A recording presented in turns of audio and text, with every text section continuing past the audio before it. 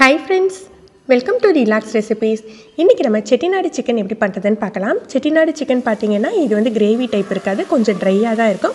இதுக்கு நம்ம சிக்கனை வேக வைக்கணும், மசாலா சேர்க்க வேண்டியது இருக்கும். அதுக்கு அப்புறமும் நம்ம வறுத்து மசாலா சேர்ப்போம். நான் இன்னைக்கு 1 கிலோ போல சிக்கன் எடுத்துர்க்கேன். இது வந்து நாட்டுக்கோழி தான் எடுத்துர்க்கேன். நீங்க நார்மல் பிராய்லர் சிக்கன்ல கூட இது செய்யலாம்.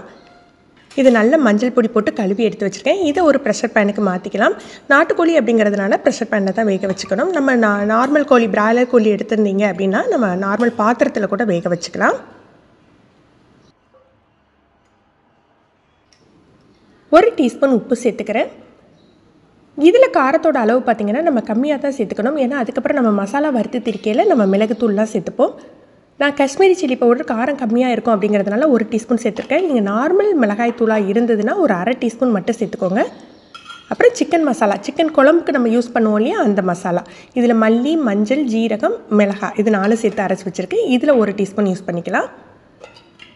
அப்புறம் பட்டை, கிராம்பு, ஏலக்காய் இது 3ம் சேர்த்து திரிச்சு வச்சுருக்க தூள் வந்து அரை டீஸ்பூன் போடுறேன். கரம் மசாலாவாக இருந்தால் நீங்கள் வந்து கொஞ்சம் கம்மியாகவே போட்டுக்கோங்க.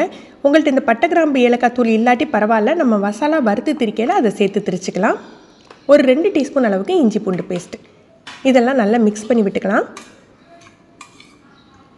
இந்த ரெசிபிக்கு தயிர் கிடையாது, ஒரு அரை மூடி எலுமிச்சம்பழம் பிழிஞ்சிக்க போகிறோம். முதல்ல மசாலா மிக்ஸ் பண்ணிவிட்டு எலுமிச்சம்பழம் பிழிஞ்சு அதையும் மிக்ஸ் பண்ணி ஒரு அரை மணி நேரம் அப்படியே இருக்கட்டும்.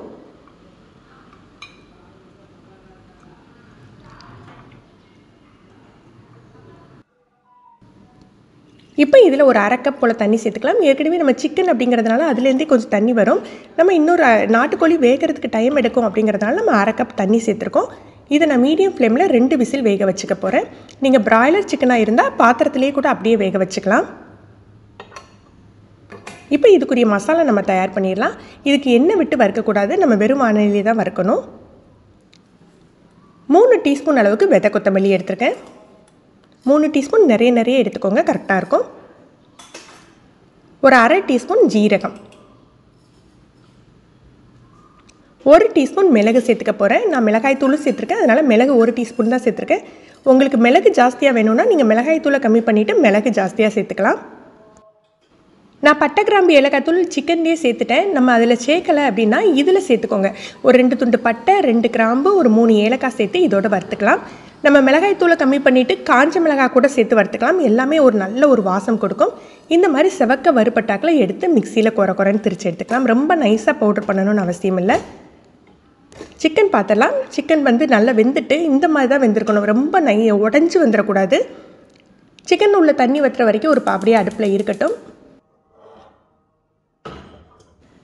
நான் நான்ஸ்டிக் கடாய் எடுத்துருக்கேன். நீங்கள் இரும்பு கடாய் கூட எடுத்துக்கோங்க. நல்ல கனமான கடாயாக எடுத்துகிட்டு 2 டேபிள் ஸ்பூன் நல்லெண்ணெய் சேர்த்துக்கலாம். இதில் 20 போல் சின்ன வெங்காயம் கொஞ்சம் பெருசாக கட் பண்ணி சேர்த்துக்கணும். கொஞ்சமாக கருவேப்பிலை. சின்ன வெங்காயம் ரொம்ப பொன்முறுவலாலாம் வதங்கக்கூடாது, அந்த பச்சை வாடை போய் கலர் மாறினா போதும். இதில் 2 காஞ்ச மிளகாய் விதையை எடுத்துகிட்டு சேர்த்துக்கிறேன். இது ஒரு நல்ல ஒரு வாசம் கொடுக்கும். விதையோடு சேர்த்துக்கிட்டால் கொஞ்சம் காரம் ஜாஸ்தி ஆயிடும். நம்ம ஆல்ரெடி மிளகாய்த்தூள் சேர்த்துருக்கோம், மசாலா சேர்த்துருக்கோம், மிளகுத்தூளும் சேர்த்துருக்கோம் இல்லையா. உங்களுக்கு இன்னும் ஸ்பைஸியாக வேணும்னா நீங்கள் விதையோடு கூட சேர்த்துக்கலாம். இது லேசாக வதக்கி விட்டுக்கலாம்.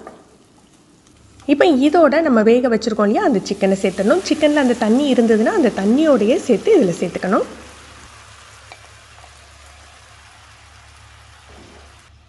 இதில் ஒரு 1/4 டீஸ்பூன் போல் திரும்ப பட்டை, கிராம்பு, ஏலக்காய் தூள் சேர்த்துருக்கேன். இதுக்கு பதிலாக நீங்கள் கரம் மசாலா கூட சேர்த்துக்கலாம், நல்ல ஒரு ஃப்ளேவர் தூக்கி கொடுக்கறதுக்காக. அப்புறம் நம்ம திரிச்சு வச்சுருக்கோம் இல்லையா செட்டிநாடு மசாலா, இதையும் சேர்த்துடலாம்.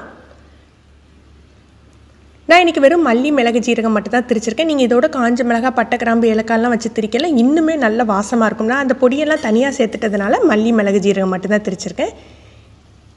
இதை சேர்த்துட்டு லைட்டாக மிக்ஸ் பண்ணணும். ரொம்ப போட்டு மிக்ஸ் பண்ணிங்கன்னா சிக்கன் உடஞ்சிடும். ஏன்னா ஏற்கனவே அது வெந்துட்டு.